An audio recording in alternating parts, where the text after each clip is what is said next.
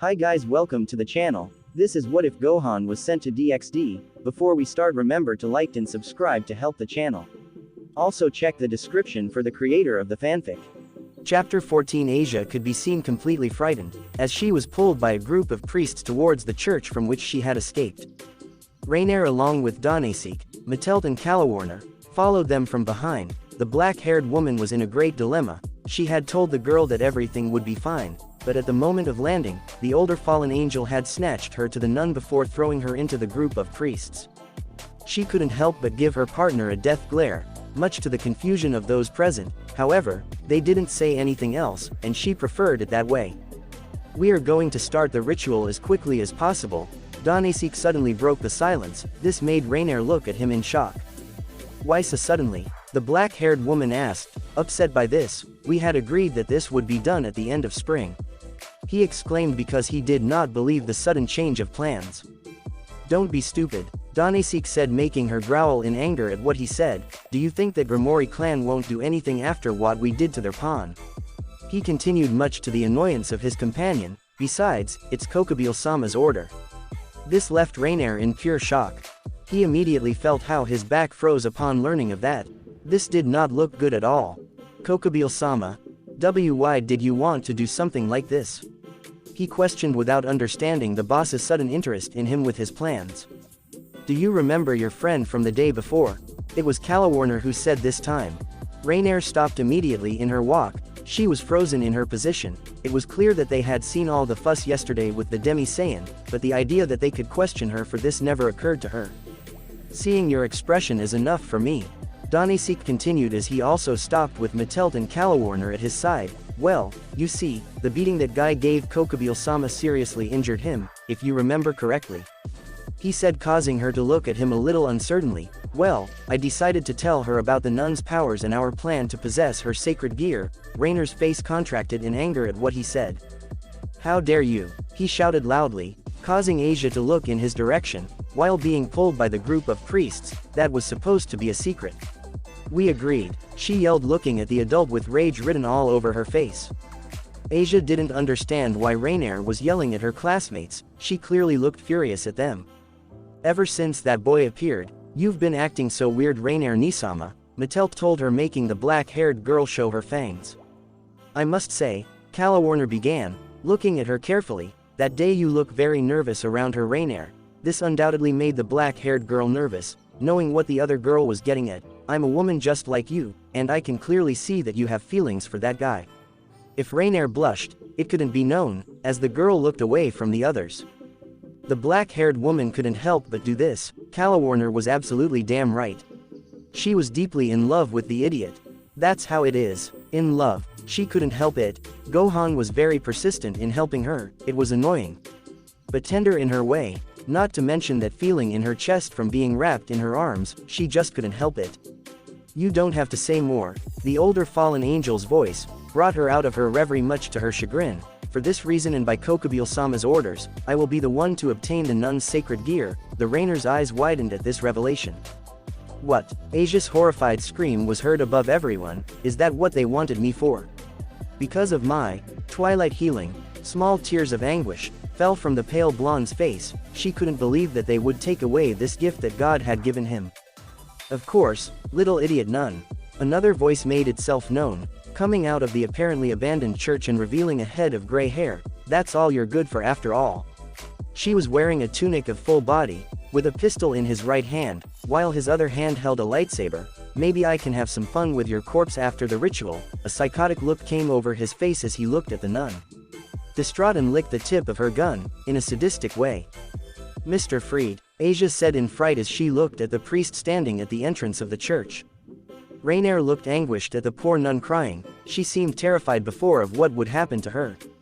But now, "There's no time to waste," Dohnaseek called, making the others nod in agreement except for Raynaire and a frightened Asia. The nun did not have time to protest being pushed inside the church, while she struggled with her captors. Unfortunately, it was useless and they successfully took her to the church. The place was gloomy to say the least. However, those present did not take this into account and walked to the altar of the cathedral. They passed by the side and some stairs that led to the basement of the place.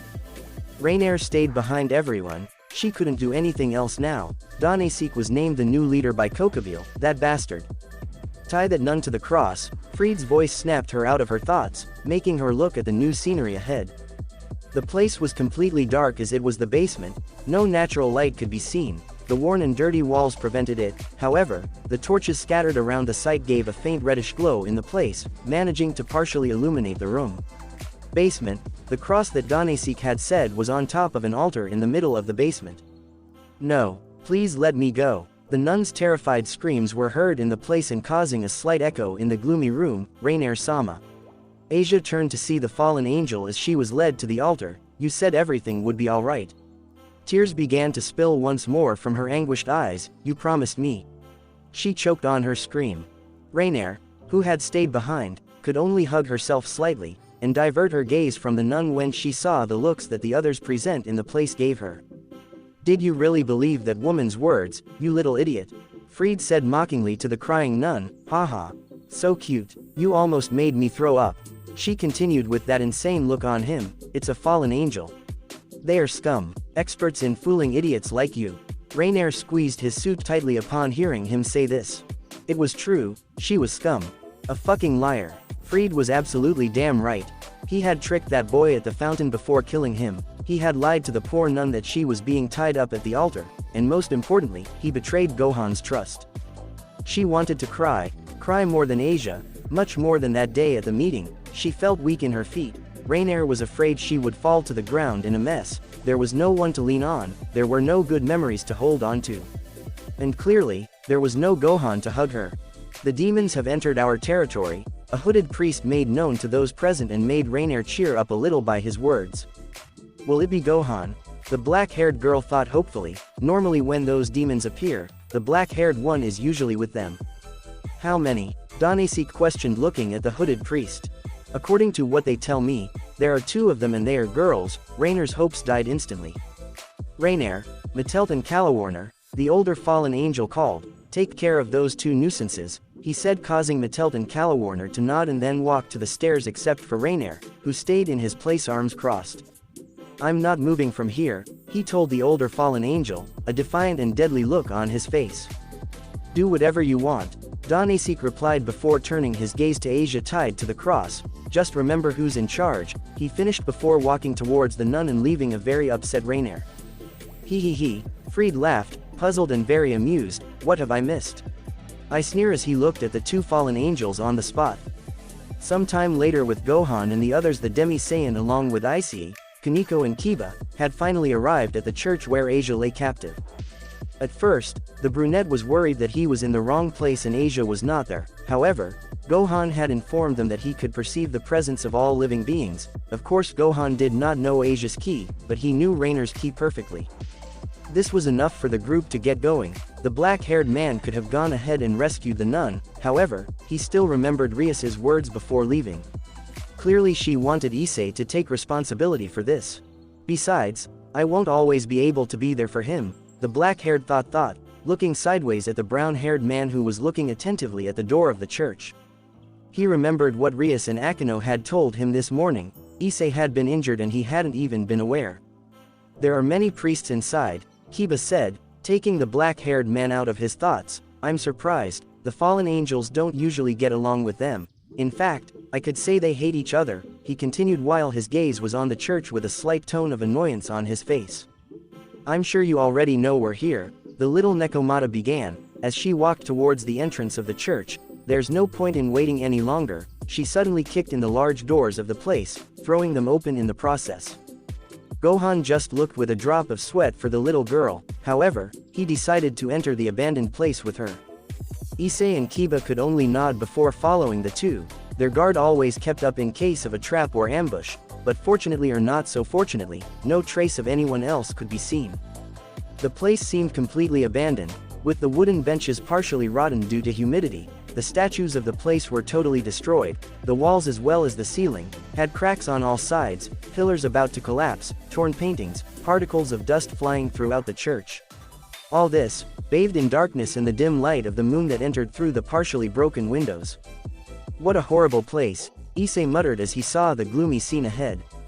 Stay tuned, The Demi-Saiyan called his attention, acquiring a serious look on his face. There is someone here with us. His gaze never strayed from a darkened corner as he did not receive the lunar rays. Wow, wow, a voice came from the corner, making Issei tense as he remembered the owner. I didn't expect this pleasant visit from trash like you, demon. The new subject was revealed to the others, with a crazy smile planted on his face. Free, he said, the brown-haired man, recognizing that gray hair. However, he trembled involuntarily when he remembered that gun in the right hand of the crazy priest with which he had hurt him. This did not go unnoticed by Gohan, and he frowned even more when he remembered that name. Rias had told him that this guy was responsible for hurting his friend. The black-haired man was immediately annoyed with him, either out of frustration for not having been there present that day to help the chestnut, or for the way he insulted his friends, with that completely psychopathic look.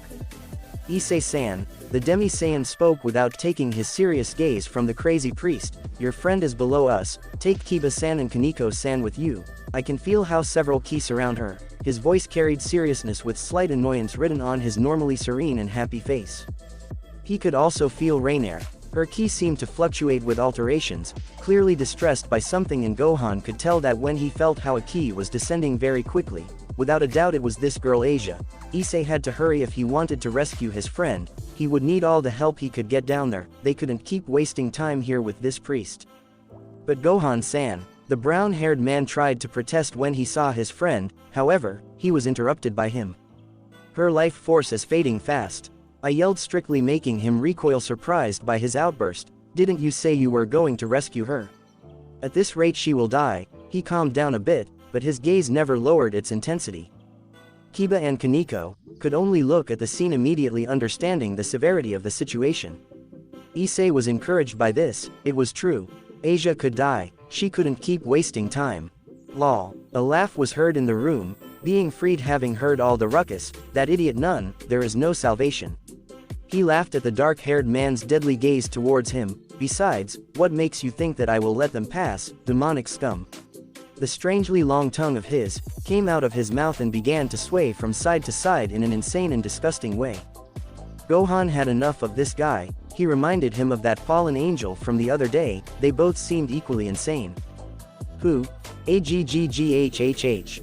Freed did not have time to react as he felt a tremendous blow. Gohan had appeared behind the priest's back and then gave him a tremendous kick in his unprotected back. This caused Freed to shoot quickly towards the entrance of the church, passing over a surprised Issei.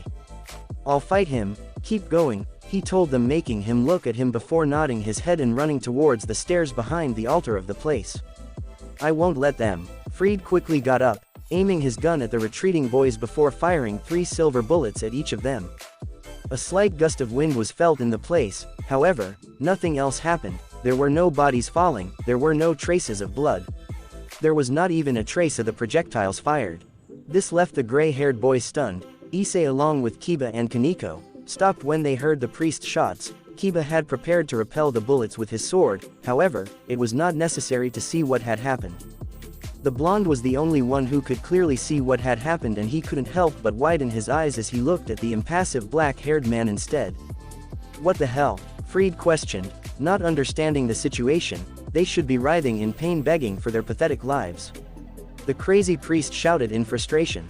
Gohan narrowed his eyes, annoyed by the subject's comment. He slowly raised his left hand, revealing in his hand the silver projectiles of the shocked priest in front of him. Unbelievable, Issei, Kiba and a normally expressionless Kaneko thought. They had seen what he was capable of when they fought him. He was clearly someone very strong. However, stopping projectiles like that, such a feat required incredible movement speed and reflexes to keep up with his movement, followed by incredible muscle strength and stamina for you to take no damage in the process. Don't get distracted. The black-haired man's voice snapped them out of their daze. Keep going, I demand, making them nod in agreement and resume their march towards the basement of the church. Gohan saw how they disappeared on the stairs. He could feel how Asia's life was in danger down there. What are they doing to the poor girl? He wondered internally, very worried. You're clearly not one of those scum demons. She shifted her gaze to the demented priest, who had recovered from his initial shock. What kind of freak are you exactly? The insane grin returned on Freed as he unsheathed a lightsaber at his waist. Gohan didn't answer the other guy's question. The black-haired man wouldn't give this guy the luxury of that. He didn't seem like the type of person who would regret what he did, rather he seemed to enjoy it. He was so similar to Frieza that he disliked. Go away and stop hurting people, Gohan began. He knew this madman's answer, however, this was something his father always did, and as he said, otherwise, I'll be forced to stop you with my own hands. He warned, seriously unperturbed by the laughter of the other subject.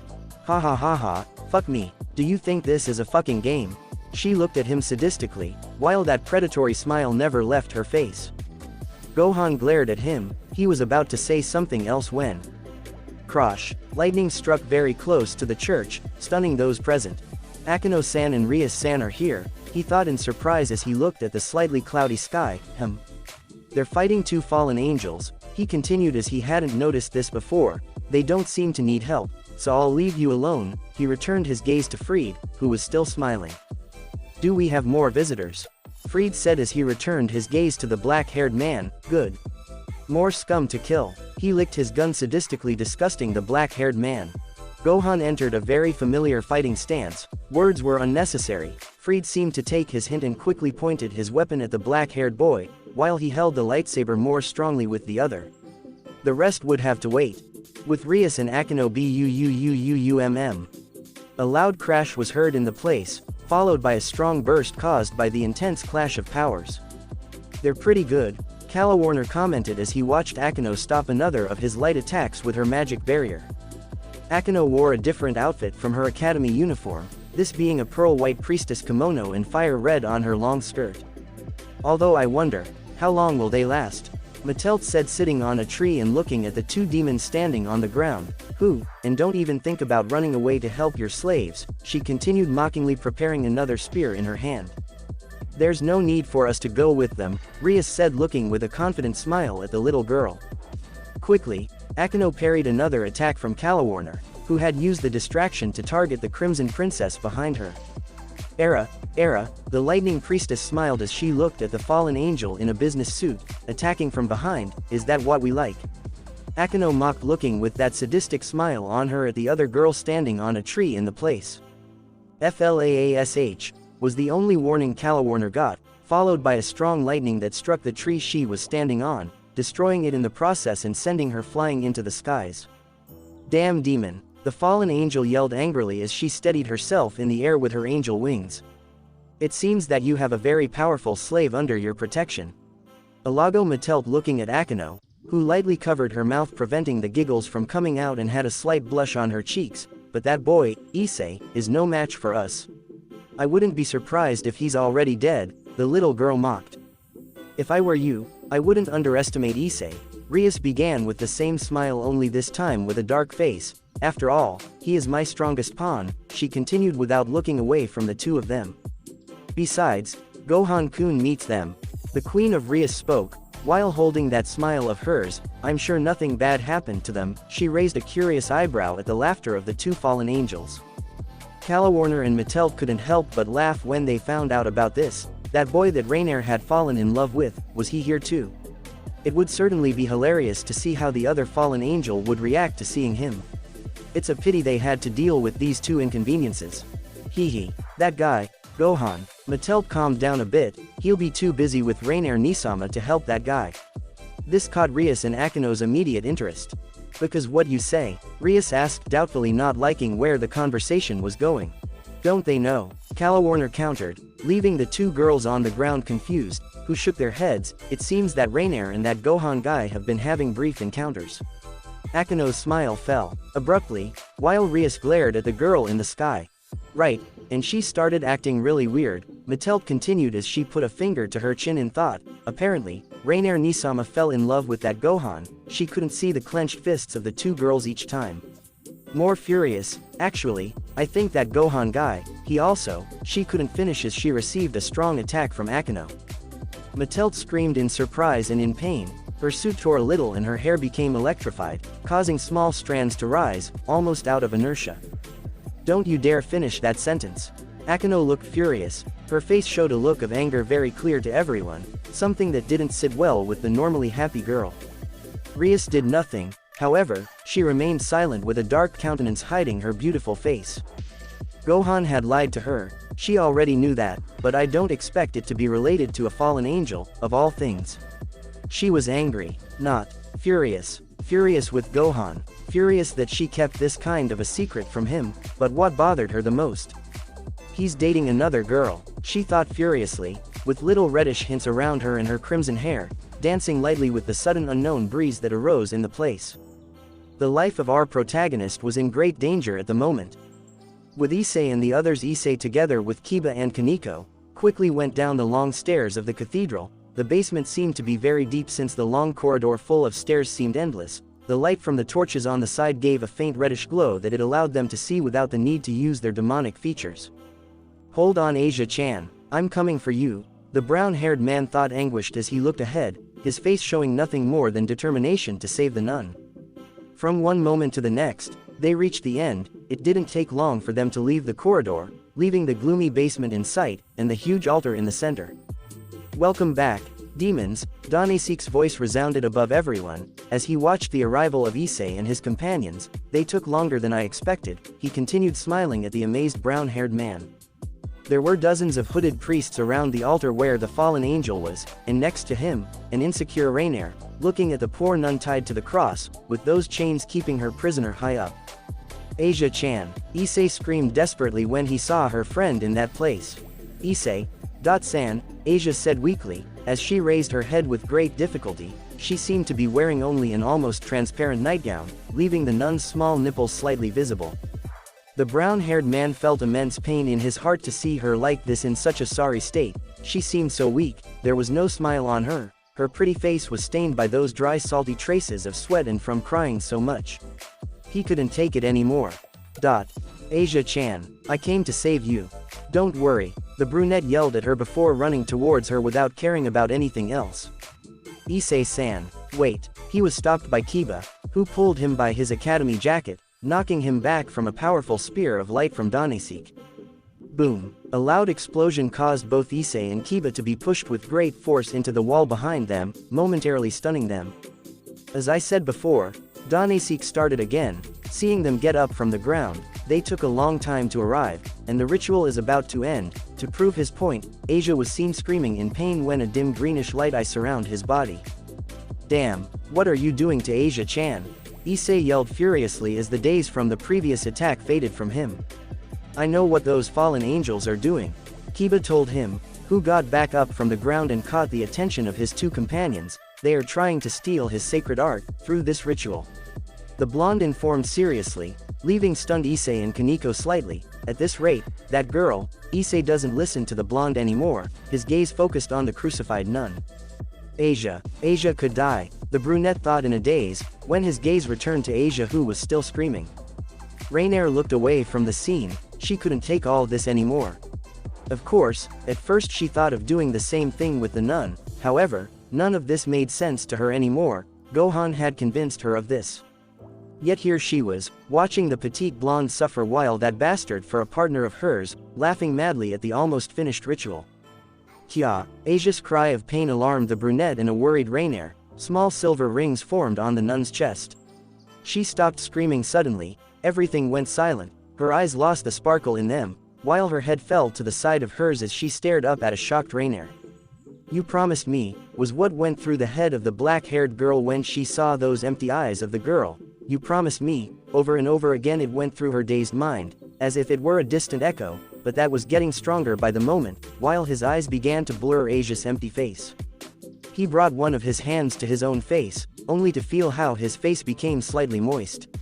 Was he crying? Why was she crying? Her face returned to Asia, however, something else caught her eye in one of the darkened corners of the basement. I trusted you. The face of a certain black-haired man remained there, blurred by the darkness of the place. However, Raynaire could clearly see his disappointed look on him before disappearing, while his voice echoed in her head over and over again. Time.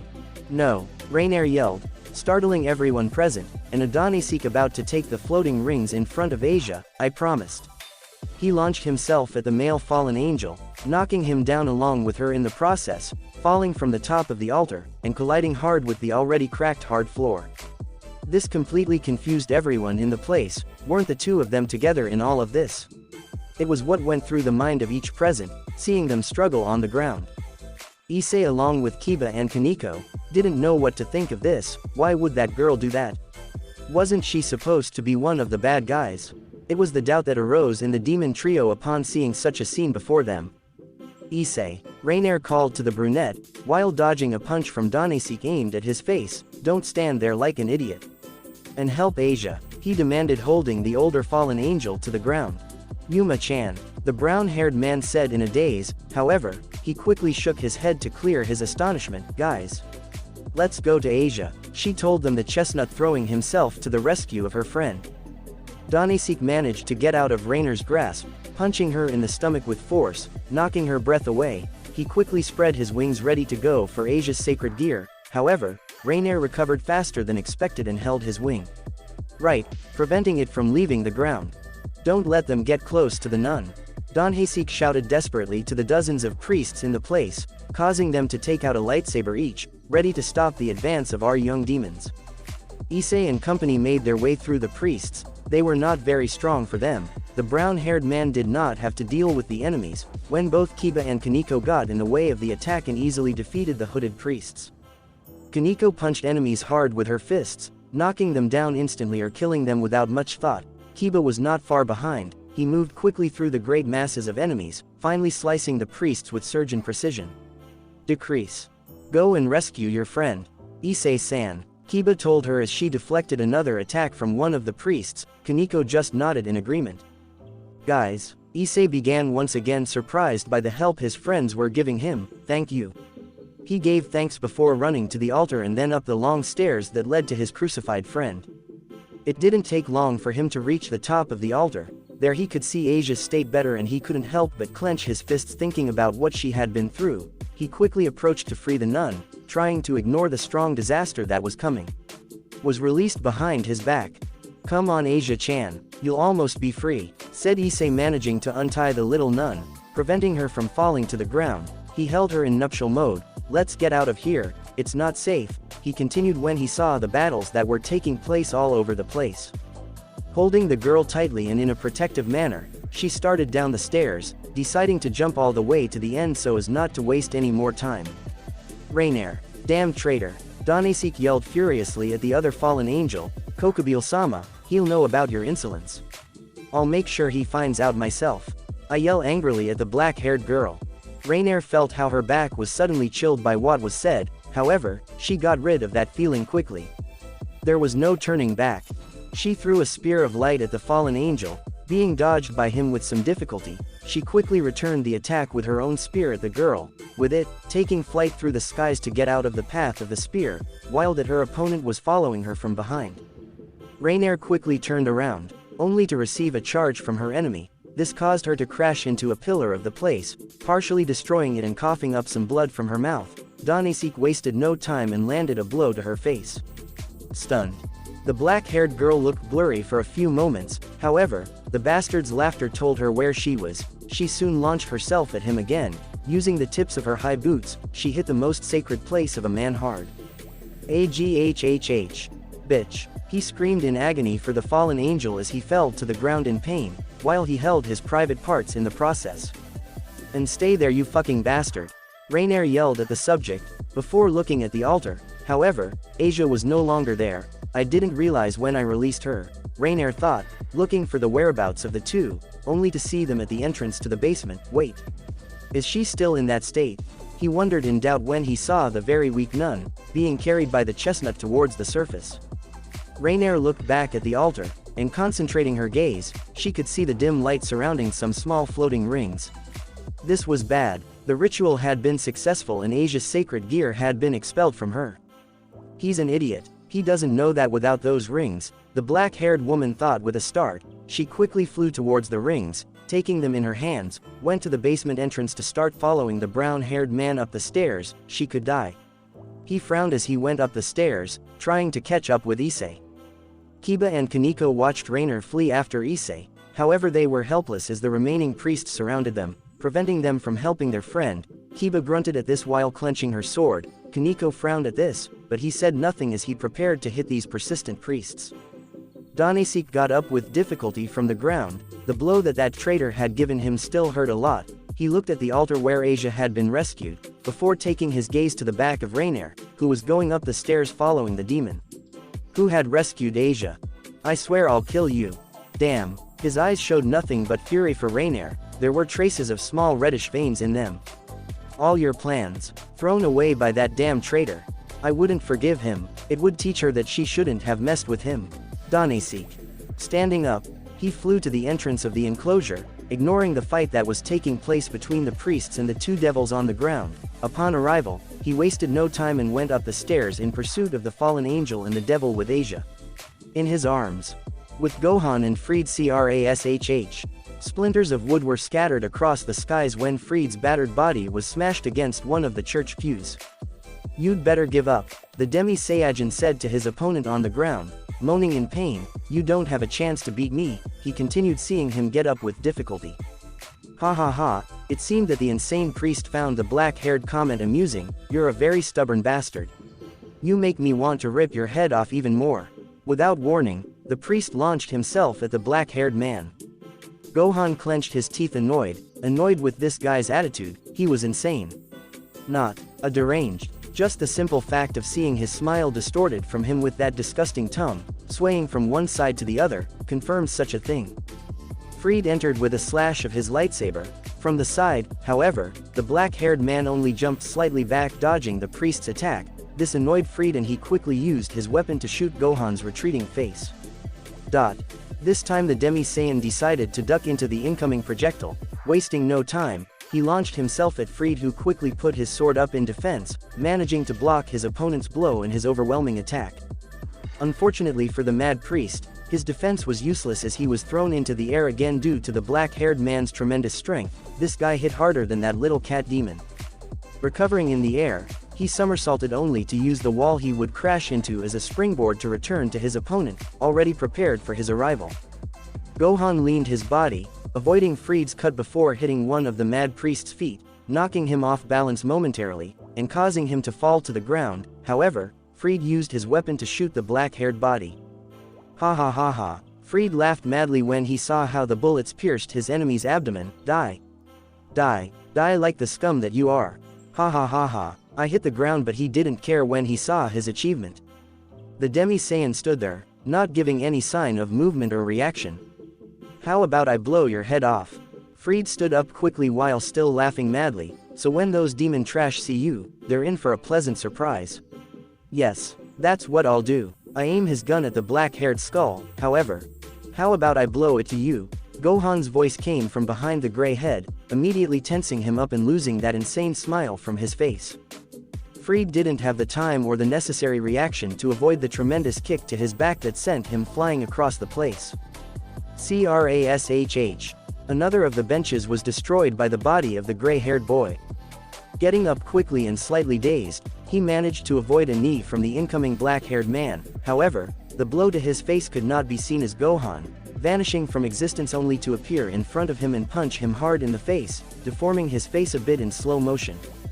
Gohan didn't stop there, as he grabbed the priest by the nape of the neck, only to embed his face into the floor tiles, cracking them in the process and making the gray-haired nose bleed, followed by a tremendous scream of pain from Gohan.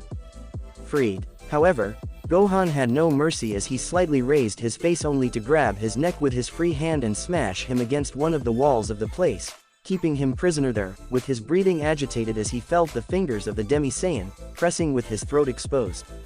Freed could feel as if a pressure machine was pressing on his throat, preventing him from breathing properly. Trying to free himself from his iron grip, raising both hands, he tried to pry himself free from his captor's grip. However, it was useless. He couldn't move even a measly finger of the guy. Gohan seriously looked at the priest on the verge of fainting. Rias's words passed through his mind. This morning when he told him that this guy had seriously injured his friend, he was sure that if Rias and the others had not arrived on time, this guy would have definitely killed him. What should he do? Let it go, or end this once and for all. Gohan wasn't a killer, he never was. However, This world was full of malice, much more than in his own world if he could say so. There were beings that killed just for pleasure. Just by seeing those looks on the guy, he knew that this was one of those cases. Frieza, Cell, Majin Buu, he had seen many cases of these. What would Papa do? He thought in conflict. However, on the outside he only showed seriousness to the priest in his grip. Asia-chan, resist. Issei's cry brought him out of his dilemma, making him turn his gaze to him. He could see the brown-haired man on the verge of crying. He was carrying Asia in his arms and on the verge of death, his ki in constant decline. It was a clear sign of it. So focused on the newcomers, that he didn't realize that his grip loosened slightly. This is my chance, thought a forgotten Freed, looking at the fallen guard of the black-haired man, and felt how his lungs filled with the valuable air of the place. Issei-san, what was? Gohan didn't have a chance to continue, as the side of his abdomen was stabbed. Aggh. A cry of pain escaped his throat as a small blade of light pierced his body. Issei immediately stopped in shock as he managed to see the scene ahead. Gohan had been injured. Not, she couldn't lose another of his friends. It was enough with what had happened to Asia. Ha ha ha ha, you got trash, you. Freed was hit tremendously in the face, his body still pressed against the wall. He couldn't do anything but go through it from the sheer force of the impact. However, he didn't stop there. When it followed its course and got lost among the surrounding bushes and trees, Gohan growled in frustration and anger, looking at the trail of destruction left by the mad priest, as he held the side of his abdomen where Freed had stabbed him. Frustrated that he had been distracted and angry that he hadn't finished him off when he had the chance. He was Goku's son after all, always ready to give his enemies the benefit of the doubt. Piccolo and Vegeta had changed because of this. However, there were others who didn't, and this guy was no exception. Gohan-san, the brown-haired man yelled worriedly before running to the injured black-haired man. Are you alright? That guy stuck that knife in you, he exclaimed in shock when he saw him hold his side, with small traces of blood between his fingers. I'm fine, Issei-san, remember that I can heal minor injuries, the black-haired man told him when his hand turned a greenish hue, while he gave him one of his reassuring smiles. This is nothing to me, he finished, while feeling like his technique and his Saiyan cells took care of the small cut on his abdomen. As if on cue, the bleeding stopped, clearly with the wound closed, yet she still felt a slight itch on her abdomen. Issei wasn't very convinced, but he decided not to take it too seriously, since Asia's life was in danger. Okay, but, he began with a resigned sigh, before turning his gaze to the poor nun in his arms. You have to help me. She doesn't respond. What could Gohan have done? Tears began to flow from the distraught chestnut. Gohan looked down at his best friend's suffering. He looked like a mess right now. The Demi-Saiyan could see how much Issei cared for this girl. He just couldn't sit idly by watching him suffer like this. Lay her down on that bench, please, the black-haired man instructed, while pointing to one of the benches that was left intact from his fight with Freed. I'll try to save her, but I won't promise anything. It hurt him to say that, but the nun's ki was dangerously low. Issei did not hesitate to comply with his instructions and deposited Asia on one of the benches. He carefully lowered his friend, making sure that her head did not hit the cold and hard wood of the bench. Making sure that his friend was comfortable, he took a few steps back, allowing the black-haired man to approach the lying girl. Issei watched as Gohan put his hands above his chest, only leaving a small gap between his hands and his body. Her ki is very low, almost nil, he realized at the moment. His hands glowed brightly. I'll transfer a bit of my ki into her to stabilize her, he told the brunette, as he proceeded to transfer his life force to the girl. From one moment to the next, the girl's eyelids opened heavily, making the brown-haired man bend down to be at her height and be able to see her face. Asia-chan, please tell me you're alright, Issei exclaimed, happy to see the nun wake up. Issei-san, a weak Asia questioned, seeing the brunette's tearful face. I feel so weak, she muttered under her breath, with a clear hint of heaviness in her voice. Hold on, Asia-chan, when we get out of here, we can always be together. He started taking her hand in his as he cried uncontrollably, we'll be friends forever. You just have to hold on a little longer, he told her, desperate to see her in such a state. Gohan kept silent, not wanting to interrupt the touching scene. However, he could feel the girl's ki not stabilizing, worrying him greatly. What are you saying? The anguished crying of his friend took him out of his reflection. There are still parts that I want to take you to, the brunette continued, releasing even more tears from her teary eyes. We have to go to karaoke.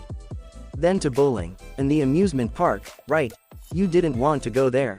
Choking, however, he was able to desperately smile at the girl. Issei-san, the black-haired man thought dejectedly, seeing his friend in that state, Gohan couldn't bear to see him like this. That's right, I still have to introduce you to my friends. ... Quote. The brunette continued, squeezing Asia's hand even tighter, you have to meet Matsuda and Motohama, they're very perverted, but I'm sure they will be your friends too. Asia smiled weakly at the brunette, and Gohan-san. He's really amazing. She looked briefly at the black-haired boy, surprised by what he said, thanks to him, I can be here with you talking to you right now. He's a great friend, you and Gohan-san would get along very well. Gohan choked on what was said, but he averted his gaze from the brunette and the girl.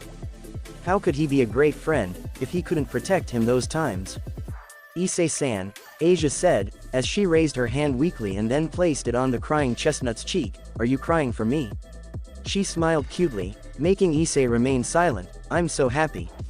Her voice lost strength, when her hand fell to her side, and the lids of her pretty eyes closed slowly. Asia-chan. Asia, Asia, the brown-haired man yelled desperately, getting no response from his friend, Gohan-san. Please, do something, he pleaded loudly, looking into the dark-haired man's eyes, concerned. Gohan nodded before forcing his own ki into Asia's body, however he felt it was useless and it didn't seem like the nun's life force was stabilizing. This couldn't be happening, don't ask to do anything to heal Asia.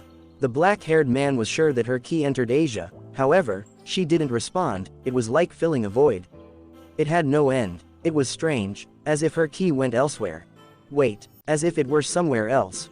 He realized as his eyes widened enormously, I have to prove something. He continued to think, now adopting a focused look. Gohan repeated the same process of transferring his ki to Asia, however, at the moment he did so, he realized that his energy was leaving the nun's body, leaving a faint aura almost invisible to his senses. However, Gohan was able to see the trajectory of the aura, only for his eyes to meet a pair of hands, holding something in them. The black-haired boy didn't take long to look up at the person's face, just to see Raynaire. He murmured, surprised and a little stunned to see her there, standing at the altar, looking at him in shock. Gee, Gohan, the fallen angel thought, stunned when she saw that face that she missed so much. She couldn't do or say anything else, while her gaze never left the also stunned black-haired man's face. Raynaire couldn't believe her eyes, why would he come here? Most likely, he came to rescue Asia, or help the brown-haired one with it. Raynaire felt a little pang at the thought that he wasn't here for her, why would he come for her? He had betrayed her trust, why should he care about her? It was just trash, like Freed said.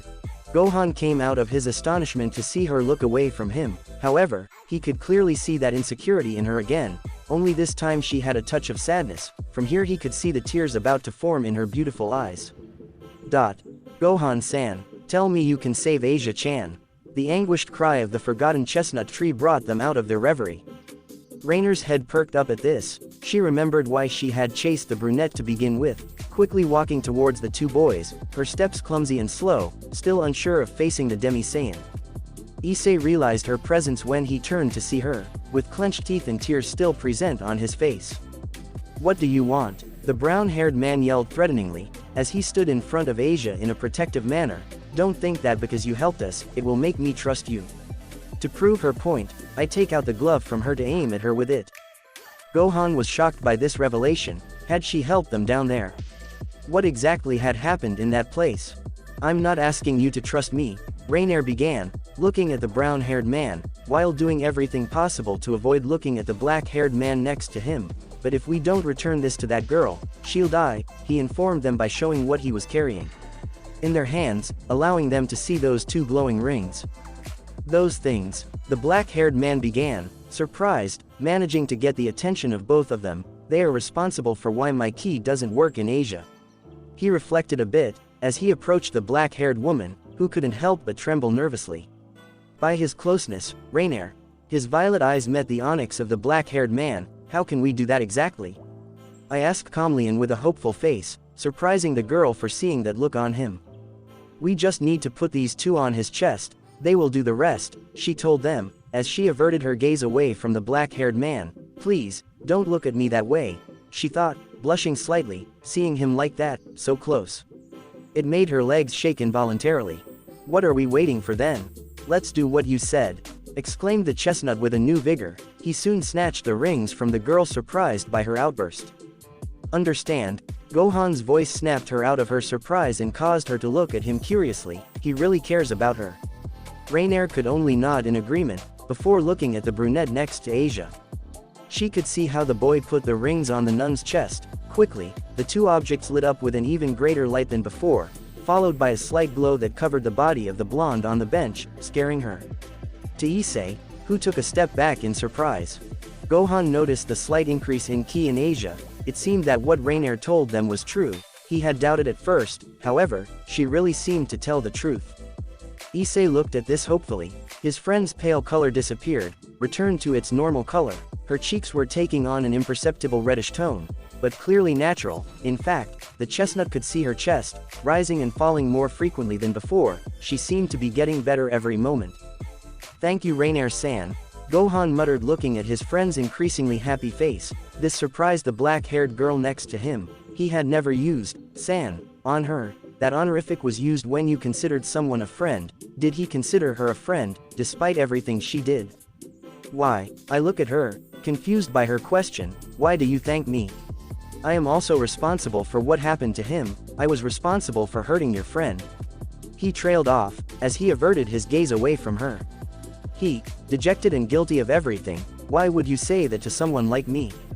I'm just trash." She looked at the ground, with tears about to come out of her eyes.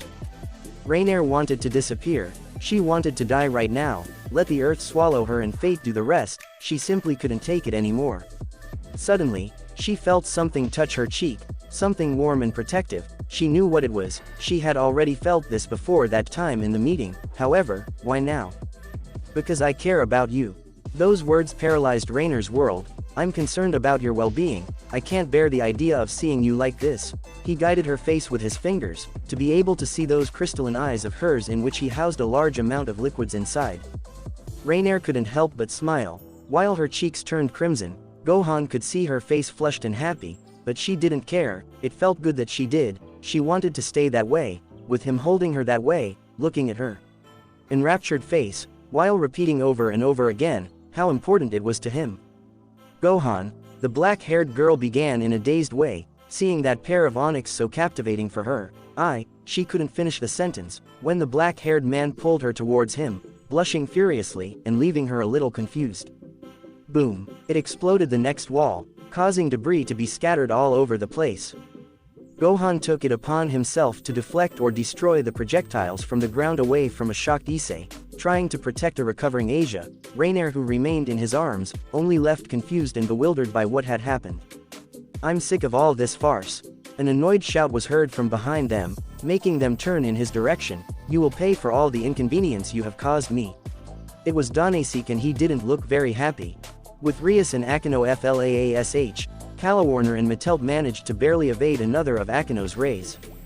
It was frustrating and worrying at the same time. Since the battle had become one-sided against the Lightning Priestess, Akeno had intensified her attacks after that information she was given regarding Gohan.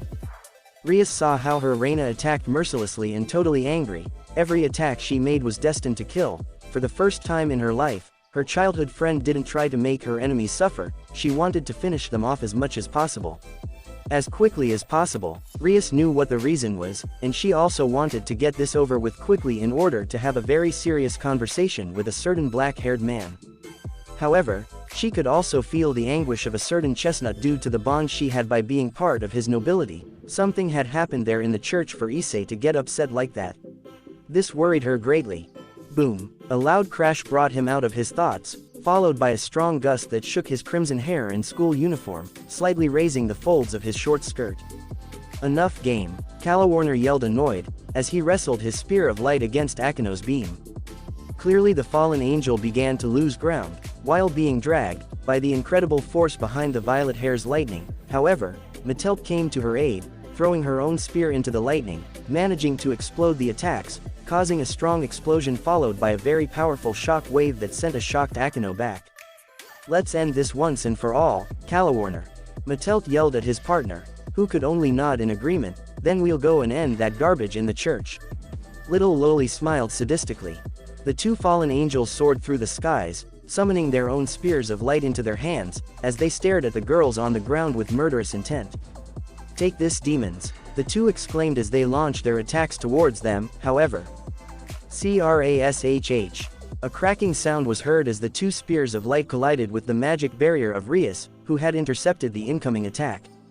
"But what?" Matelt shouted in surprise. "Seeing such a scene, he repelled our attacks very easily," he said, scared by this, while Calawarner remained in shock without saying anything.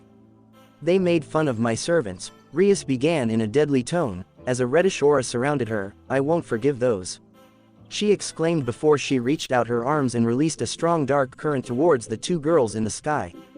"No," Calawarner and Matelt gasped, looking at the incoming attack. The current traveled towards the two frightened fallen angels. However, they did not have the necessary time to react and were consumed by the Crimson Princess's attack, completely destroying their bodies, leaving only mere black feathers falling on the spot. Akeno looked at the spectacle. Not surprised, she had already seen what Rias was capable of. Not for nothing was she the heiress of the Grimoire clan. "Yufufu, it seems that they angered the wrong person," the girl thought, smiling when she saw the black feathers descending.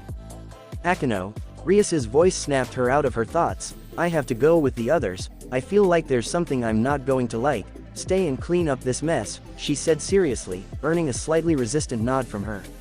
Of Akeno wanting to go with her, Rias wasted no more time, and headed towards the church. Clearly the information that those fallen angels had given her left her pensive. It seemed that not only Issei was causing her problems, but Gohan as well.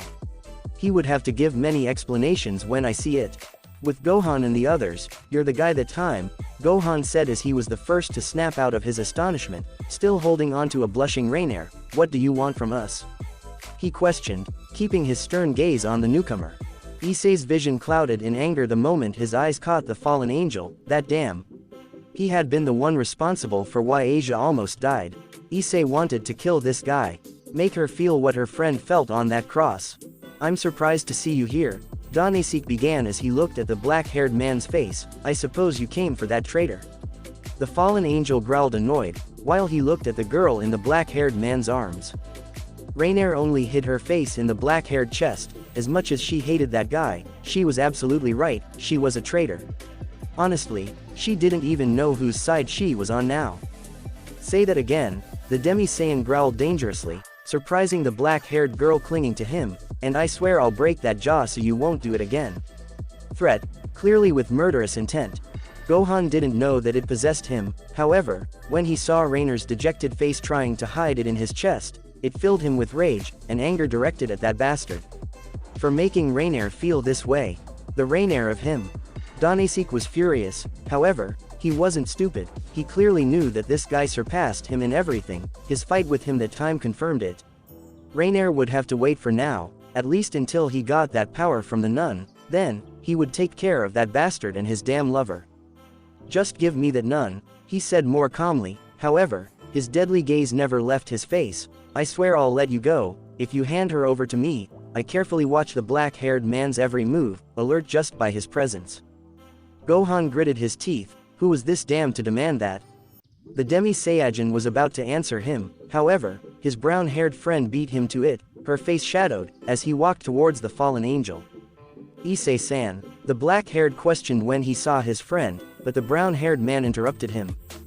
"Please Gohan-san," he started slowly, but the black-haired man realized the furious tone in which he spoke. "Let me take care of this trash, let me make him suffer for what he did to Asia-chan." Her gaze focused on the subject, ahead of him, responsible for all of Asia's suffering.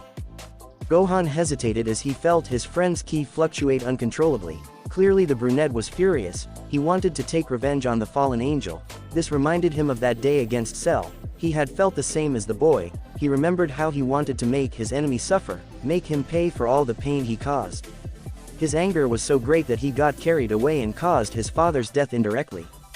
However, this was Issei's fight from the beginning. He was fighting for his friend. He couldn't take that away from her. He just couldn't, as much as it worried him. Issei had to do this on his own. Rias knew, and Gohan began to understand, as much as he wanted to help the brunette. He couldn't.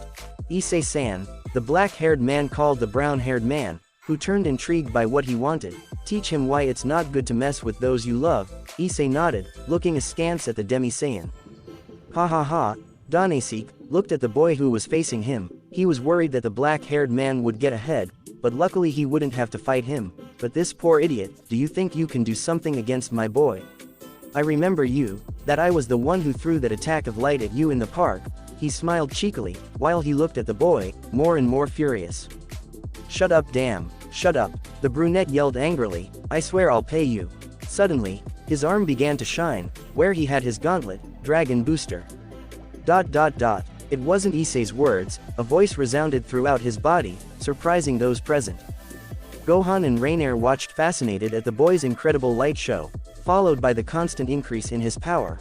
The black-haired boy remembered the day he fought against him, and released a similar power. However, this was different and on a larger scale. Dohnaseek raised an eyebrow in question at this. He could clearly feel the Brown's power rising rapidly.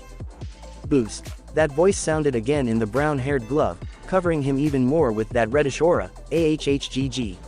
Issei yelled, as he lunged at the fallen angel. Dohnaseek reacted quickly, jumping and spreading his pair of wings to get out of the chestnut's incoming attack. He quickly landed behind the boy, looking at him with annoyance for what he did. Issei stopped abruptly. He looked back at the fallen angel. His gaze never left that fury he was feeling right now. He would pay him for everything he did. Boost. That voice was heard again, increasing the strength and speed of the brown-haired man, who again launched himself at his impassive enemy. Don't move. Damn bastard, he shouted angrily, with his fist ready to hit in the face of his opponent. Boost. This time, the fallen angel had more trouble dodging, as the boy's speed greatly surprised him. This continued for a while, with Dohnaseek dodging the chestnut's attacks, who attacked the fallen angel with more ferocity. Boost. This time the fallen angel couldn't react in time, when Issei's speed increased slightly, and managed to connect a powerful blow to his right cheek, deforming the fallen angel's face, and sending him flying into a couple of benches, which were still intact. Damn demon, you will pay me, Dohnaseek yelled angrily, as he came out of the rubble. His body had slight scratches on it. However, he threw himself at the chestnut tree again, ready to hit his face with his fist. Issei could see the blow, but he did not have the necessary skill to dodge his attack, receiving the fallen angel's fist squarely in his face, making him move back slightly. However, he recovered and launched his own blow at the subject, hitting him in his stomach, and caused him to spit blood, while losing his breath momentarily. Gohan frowned slightly, watching his friend fight the fallen angel. Clearly, the brown-haired man lacked combat ability. Every blow he landed was careless, leaving his defense open to whoever. His body weight was always on the line. Ahead, he could lose his balance at any moment. Fortunately, his opponent didn't seem to have any skill in it either. Gohan could see the fallen angel's clumsiness as he was overwhelmed by Issei's sudden speed. He could only dodge and dodge another attack from the brunette, when he launched himself at him again with blind fury in his eyes. Now that I think about it, the black-haired man said to himself internally, seeing his friends fight, I have to start Issei's training as quickly as possible. This happened, it's just a warning, Gohan thought, knowing that if Issei had been a little stronger, maybe he could have saved Asia long before all this happened. Gohan, Raynaire's soft voice, and her warm breath against his neck, snapped him out of his mental quandary. Could you let go of me, please? Her voice took on a timid tone, clearly embarrassed that he was still holding her like this.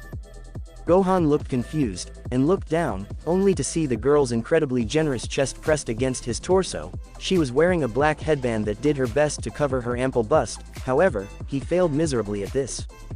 Quickly, the black-haired man released her, elated to see such an incredible sight. While blushing deeply for it, he wasn't a pervert. Of course not. True, it was what went through her mind in these moments, looking away from the black-haired woman in front of her. First of all, why the hell was Raynaire wearing that? His outfit did nothing to cover his incredibly sexy body. By Cammy. Why did she think she was sexy? So many questions were going through Gohan's mind, yet he decided to get out of this before he lost his sanity. Sorry Raynaire-san, I didn't mean to, I swear. The black-haired boy began awkwardly, waving his hands in front of his flushed face. Very cute. Raynaire couldn't help but think when she saw him clearly nervous. She had never seen him act like that. Don't worry, it wasn't your intention. She smiled warmly at him, leaving the black-haired man stunned to see that smile on her. Gohan couldn't help but smile back at her. He was happy to see her genuinely smile. She just looked more beautiful with that smile on her. Boom. A roar made them turn to the peel ahead. Issei had hit one of the benches in the place with the reddish glove on his hand, when Dohnaseek managed to dodge the boy's blow, causing the bench to explode into 1,000 pieces. However, his furious gaze returned to the fallen angel, flying in the sky, trying to distance himself from the chestnut's brutal attack on the ground. I already told you that those attacks are useless against me. A frustrated and angry Dohnaseek said to the boy. Taking flight back to his enemy, the fallen angel tried to cover the brunette. However, Issei grabbed his opponent's arm in flight, only to lean his body, allowing the fallen angel to pass over him, in an involuntary somersault. This surprised Gohan. He clearly knew where the brunette had copied that movement from. However, he couldn't help but smile proudly at this. Issei was full of surprises. Completely furious with his opponent, Dohnaseek summoned a pair of spears of light in each hand, while looking at the brunette on the ground. Take this. Die! Exclaimed the fallen, launching his attack on the boy. Issei saw the incoming attack. However, he could not dodge it. The brunette could only try to deflect the spears with his red glove, managing to successfully destroy one of them. However, AGHH. The brown-haired man screamed in agony, feeling the spear of light that he couldn't stop fit into his left thigh, piercing the boy's leg. Issei fell to the ground, clearly injured, while holding himself with his right knee on the ground, and the spear of the fallen, still embedded in the bleeding leg. Ha ha ha, I told you that you weren't a match for my boy. Dohnaseek started laughing madly, as he looked at the brunette on the ground on his knees. Light is the weakness of every demon, and for someone like you, a simp low-class devil. It's deadly. He glared sadistically at his dejected adversary. Aiz-san. Gohan yelled worried, ready to go help his friend. However, he stopped when he saw him get up despite the pain he felt. What do I care? He began with a slight tone, as he made an enormous effort to get up from his position. This stupid spear, it's nothing. The brown-haired man took the tip of the spear, while looking with a look deadly to the fallen angel. Compared to what Asia had to go through, it's nothing. Suddenly, he yanked on the spear, managing to instantly pull it out of his leg and pull a pair of demonic wings from his back. Boost. That voice was heard again. However, this time the gauntlet changed shape, adopting small claws that partially covered his fingers, while the part of his armor extended to the part of his elbow. Gohan and Raynaire were stunned to see such a scene. They couldn't believe the brown-haired determination to stand up and do such a thing. No, what are you doing? Are you crazy? Dohnaseek exclaimed excitedly upon seeing this. What was wrong with this guy? He wondered in bewilderment. However, he clenched his fists in frustration. Deciding that he had enough of this boy and his madness, he lunged at him, summoning another spear of light into his hand and trying to use it to impale the boy's stomach. However, Issei dodged the attack, and immediately took the right wing of the fallen angel. You can fly, can't you? So tell me what it feels like to fly like this. He yelled at the chestnut as he began to twist his body, causing Dohnaseek to spin against his will. Ah! The fallen one yelled in fright and dizziness, before Issei released his wing, causing Dohnaseek to shoot through the skies, and then crash into one of the church windows, breaking it in the process and out of the compound. And stay out of my sight, you idiot, the brown-haired commented, looking at the place where the winged bastard shot off. Gohan smiled happily for his friend's victory. He was really proud of him. Issei had given his all to defeat that fallen angel. Even though he was injured in his left leg, he stood his ground, determined to make him pay for everything. What he did to Asia, the brown one, without hesitation, earned his respect. The Demi-Saiyan was about to go to help his friend. However, someone beat him to it. I feel this is a blonde well known to the black-haired man. When did he get here? You defeated a fallen angel by yourself, Kiba commented happily, while holding an Issei about to fall from exhaustion. Kiba, the brown-haired man said confused, before smiling at the blonde. You took a long time, pretty boy. I tease him, happy that he was alright. The president told me not to interfere in your battle, Kiba told him, surprising Issei greatly. Gohan also smiled at what the blonde said. Clearly Rias wanted Issei to lose that insecurity. She wanted the brown-haired man to start taking responsibility for the battles to come. He did it for your own good, Issei-san, the black-haired man told him, looking at his friend's confused face. In all your encounters, you've been hurt or on the verge of death, he continued, earning a nod from Kiba. And a look from Raynaire, who is still guided by his side. You need to have more experience in this, you never know when you'll need it, he finished, looking at the thoughtful brunette. Exactly. Gohan's back froze instantly when he heard that voice from behind. He knew who it belonged to. The Demi-Saiyan could see out of the corner of his eye that Raynaire also tensed a bit. Because he had to appear right now. Turning around, he could see a frowning Rias, looking between him and the fallen angel next to him, as she placed her hands on her hips, clearly not happy with what her eyes were seeing. Rias-san. The black-haired man started awkwardly, unsure what to say at this moment. Nice to see you again. He was grateful that Akeno wasn't present, that would surely be a disaster. May I know, why is that fallen angel still alive? I asked strictly, looking daggers towards the black-haired woman, next to the Demi-Saiyan. Raynaire took a few steps back, startled by the Grimoire's words. It was true. Perhaps she had Gohan's trust, however, his demon friends were something else. Gohan was alarmed by this. He could clearly see Rias's intentions. For her, Raynaire was still an enemy because of what she had done to Issei that day. Clearly, she would not easily forgive what they did to one of her servants.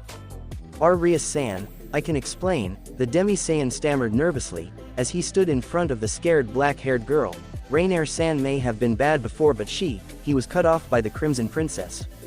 So she's that Raynaire. It seemed that Rias didn't look very happy about this revelation. You know Gohan, a couple of little birds told me that you and this. Rias's words carried venom when referring to the fallen angel. You've been having various encounters behind my back, tell me, what can you say about it? She told her, still looking daggers at the fall, as the atmosphere began to feel tense. Gohan and Raynaire gulped when they found out that he knew about it. How the hell did he know about it? It was what went through the minds of both of them, while drops of sweat fell down their nervous faces. The black-haired man was aware that he was going to have to explain a lot, not only to Rias, but also to Akeno. He could feel her outside the church, perhaps cleaning up the mess they left behind. However, her ki fluctuated erratically, as if in conflict with herself. She could also feel a slight trace of anger in her. It was worrisome somehow. Raynaire, on the other hand, knew that she would die today. The look that the crimson-haired girl gave her confirmed her suspicions. However, if she had to die, so be it. She only regretted that she had not been able to spend more time with the black-haired man. You don't have anything to say? He asked the seemingly mute Demi-Saiyan. Okay. Get off Gohan, I'll take care of this nuisance. His hands began to glow an intense red, while an aura settled around him, lightly shaking her carmine hair. Raynaire's eyes widened as she sensed the other girl's killing intent. She closed her eyes waiting for her end, while small tears fell from her scared face. Issei and Kiba saw everything that had happened, with Kiba looking indifferent at the situation, and Issei, a little unsure what to think. Of course she had almost killed him that day, however, she had helped them rescue Asia, although she was one of them. From his captors at first, he could clearly see the frightened face of the girl he once knew as Yuma. So, this is the end of me, Raynaire thought, scared with her eyes closed. I can't say I don't deserve it. But the image of a smiling Gohan appeared in her head, making her smile a little. Despite the situation, I would have liked to start a family with you. She blushed slightly thinking about it. Bye Gohan-kun. I'll miss you. Tears began to flow from her beautiful face, as she hugged herself in search of comfort. Rias raised a questionable eyebrow at the fallen angel's anguish. She could clearly see regret on her part. However, it was too late for forgiveness. She had brought her servant a lot of pain. She would not forgive her just like that. Stop this, Rias. Gohan's voice, devoid of doubt and fear, rumbled in his ears. I swear if you do anything to him, I won't forgive you. Raynaire's teary eyes widened, looking wide in surprise. Back of his savior. Issei and Kiba were no exception. They were surprised by what the black-haired man said to their president. In fact, they realized that Gohan did not use the honorific of respect with which he addressed everyone. Rias was another story. She looked defiantly into his eyes, and he held her gaze without hesitating. Rias could clearly see the fire in them, scaring her a little, surprised at his determination to protect her. How important that girl was to him. Would he do the same for her?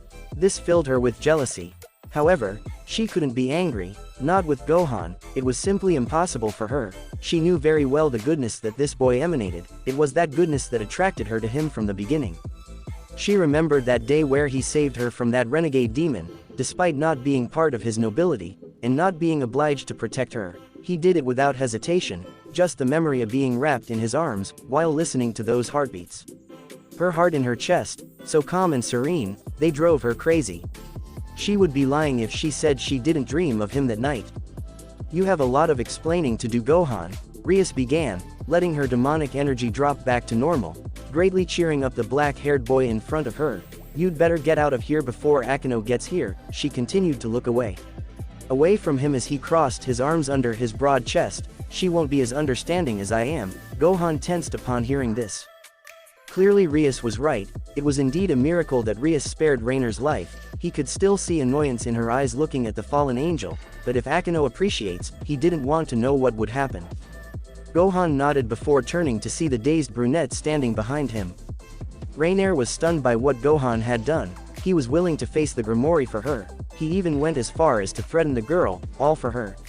She truly cared for her well-being. Her heart began to beat rapidly at the thought of it, while a blush settled on her cheeks.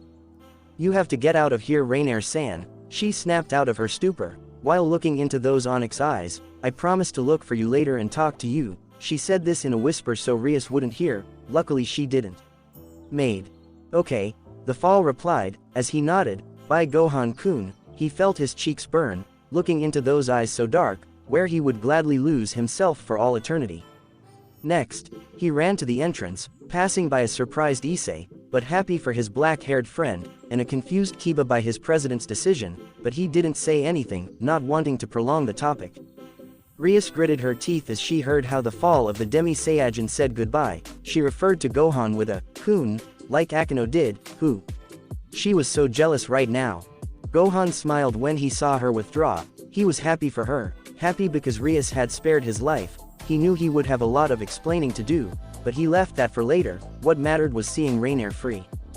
The black-haired girl was about to open the door, but it opened suddenly, surprising her a bit, but she managed to take a step back to avoid the blow. However, from the other side of the door, an expressionless Kaneko entered, dragging a stunned Dohnaseek with it. Raynaire looked at this in confusion, but soon cast a deadly glare at the fallen angel on the verge of fainting, before continuing her flight, exiting the compound and taking flight through the skies, to a random location, even for her. That bitch, Dohnaseek thought angrily as he watched the Fall's retreat. President, Kaneko called to the group ahead of her. I brought what you asked for, she said to Rias, making her nod in agreement. Well done, Kaneko, Rias said as she watched the Nekomata throw the fallen angel into the middle of everyone. We meet again, fallen angel Dohnaseek, she said to the defeated fallen. Gohan approached her, ready to ask the Nekomata if she had seen someone else. He couldn't feel Freed's presence, and it worried him a bit. However, he decided to keep quiet throughout the conversation. He had already done enough to interrupt the president of the occult club. Also, I blew away your friends who came to greet us. To prove his point, he extended his arm, letting a pair of black feathers fall to the ground, in front of a startled Dohnaseek. Since Issei was attacked, we imagined that the fallen angels were planning to do something in this city. He continued looking intently at the fallen on the ground. Bucho, did you do all this for me? She interrupted the brunette, drawing Rias's attention.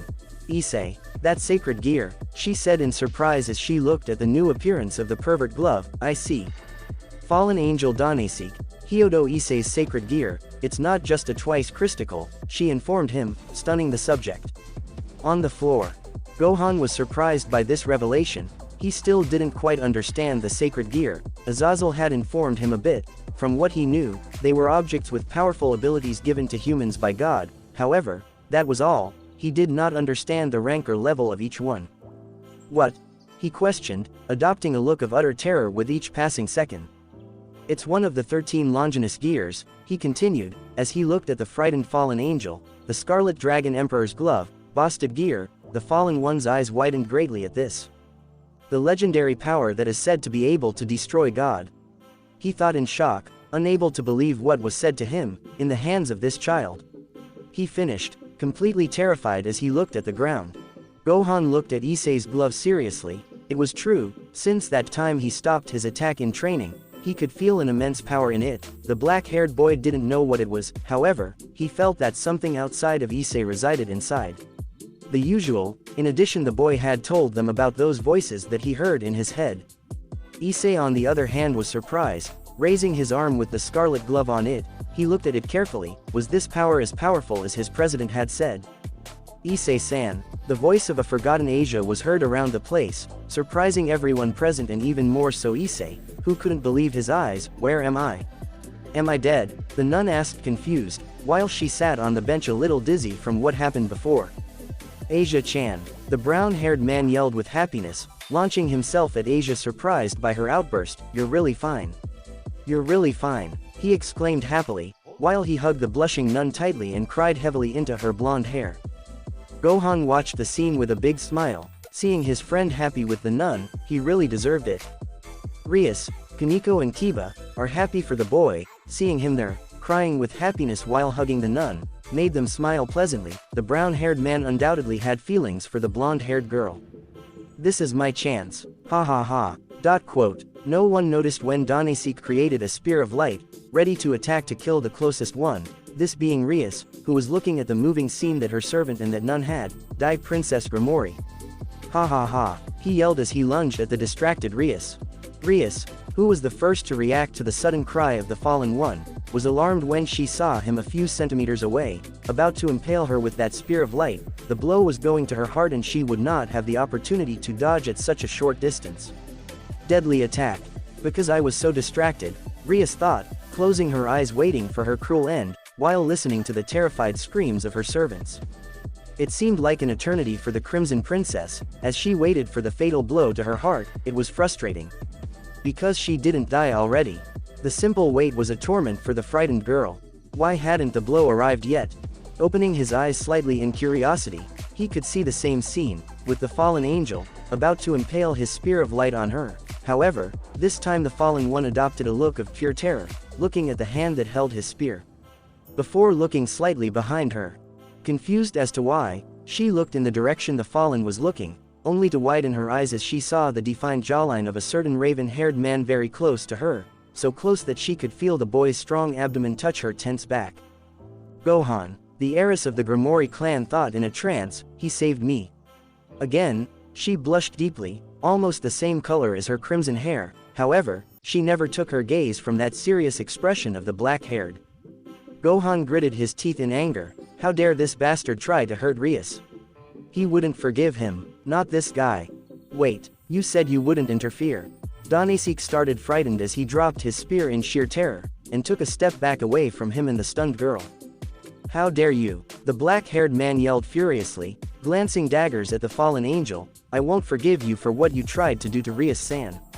He raised his arm, creating a sky-blue sphere of energy, greatly frightening the fallen.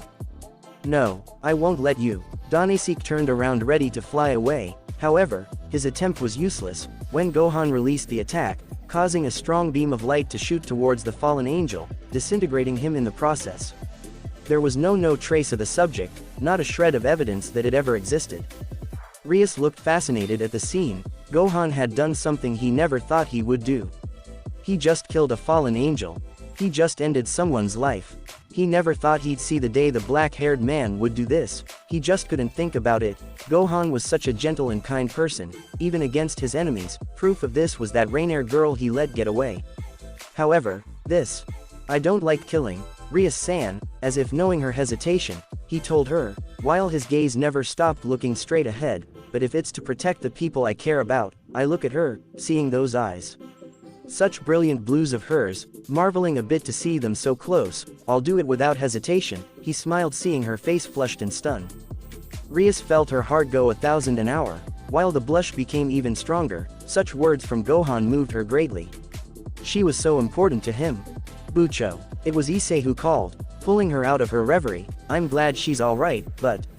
She continued a little unsure of what he would say. Do you think it's possible for Asia-chan to join us? ? I asked hopefully, squeezing the blonde tightly still in the embrace. Why yes, Issei-can, Rias answered nervously, diverting her still blushing gaze away from the black-haired man. Her powers would be very useful for the clan. She didn't have the head to argue with the brown-haired man. "I'll make her my bishop," he told her, he said before walking towards a slightly uncertain Asia, but seeing the reassuring gaze of the brunette, he calmed down. Rias began the ritual to turn the nun into a devil, successfully inserting the small chess piece into her, and then summoning a magic circle from under the shocked girl. Era, what have I missed?" Akeno had arrived at the place, surprising a nervous Gohan by her arrival. "Akeno-san," a surprised and nervous black-haired man said, looking at the violet-eyed girl. Akeno's gaze met with that of the black-haired man. There was a lot of conflict in her, and Gohan could see it. However, he could see how her violet eyes widened in concern, as he looked lightly at her abdomen, where there was a large bloodstain on it. Due to the already healed stab wound that Freed had caused her. "Gohan-kun, are you alright?" She quickly moved closer to him, placing her delicate hand on his abdomen, where the wound should have been. "How deep was it?" he asked, understanding what she had done to heal, while her gaze showed nothing more than concern for him. "I'm fine, Akeno-san," the black-haired man replied, smiling at her to reassure her a little. It was nothing serious. He saw her blush as she looked at him. However, she separated from him a short time later. Gohan could see how Akeno glanced at him lightly for a few moments, before ignoring him by turning her gaze away from him, while pouting slightly in annoyance. The Demi-Saiyan broke out in a drop of sweat because of what the Thunder Priestess did. Clearly, he could see her annoyed face with him. Maybe he had seen the whole altercation with Raynaire. Gohan was going to have to do something to make up for it. Akeno, for everything that had happened. "So you mean I'm a devil?" Asia's question to Rias snapped him out of his current dilemma. "Are you sorry for being?" Rias asked the nun, who just shook her head quickly in denial. No, the girl hastily denied. "I'm happy. Issei-san is my only friend and I thank God for allowing me to be with him and Kya." She clutched her head in pain, feeling her throbbing loudly and worrying the brunette next to her. "You're a devil," the Crimson Princess said, looking amused at the poor girl. "You can't pray or thank God. If you do, well, I think you already know what will happen." Asia nodded dejectedly. However, she smiled when she saw the Issei's concern for her. Gohan, Akeno and Kiba, he couldn't help but smile when he saw the scene. She really seemed like a very nice girl. Now they knew why Issei cared so much for her. Kaneko thought the same thing. However, she remained with the same frown on her face. "I hope you are well, Raynaire-san," the black-haired man thought, looking away from the funny scene ahead, and looking at the ceiling, in a shout that gave a view to the night sky. "I'm sure we'll see each other soon." But the image of the black-haired woman was reflected in the starry sky, making him smile a little. With Raynaire flew through the skies, managing to remain unnoticed by the passers-by below, due to the darkness that covered the skies, perfectly hiding the silhouette of the fallen, while her black wings successfully camouflaged themselves with the black of night. Where was she going? She didn't know herself. She just wanted to get away from that church and the unpleasant memories that had occurred there. "I don't see anyone here," he thought, looking down at a small park. She landed perfectly in the park, apparently lonely due to the little or no presence of people in the place. The black-haired girl was in a great dilemma. Where could she go? She was a traitor to the fallen angels. Clearly that was not a good choice. She was kicked out of heaven for committing sin, so there was no point in her going there. Going with the devils was suicide. So what could she do? Where did she belong now? So caught up in her thoughts, that she never noticed the new presence in the place. Hi Raynaire-chan. Apparently the park wasn't alone. The black-haired girl cursed herself for being so distracted. "From what I see, you don't have a place to stay." The voice came from behind her. It was familiar. But he still didn't recognize her. Or am I wrong? She turned, only to see a tall silhouette, clearly a man. Azazel-sama, he thought in shock, looking at his incredible 6 pairs of wings in full view, as he looked at her with that indecipherable smile of his. There was only one thought that went through the black-haired girl's head right now, as she looked at that smile of Grigori's fallen leader. She was so screwed. Thanks for listening. If you want the next part of this video, be sure to like, subscribe and comment and hit that bell notification. See you next time.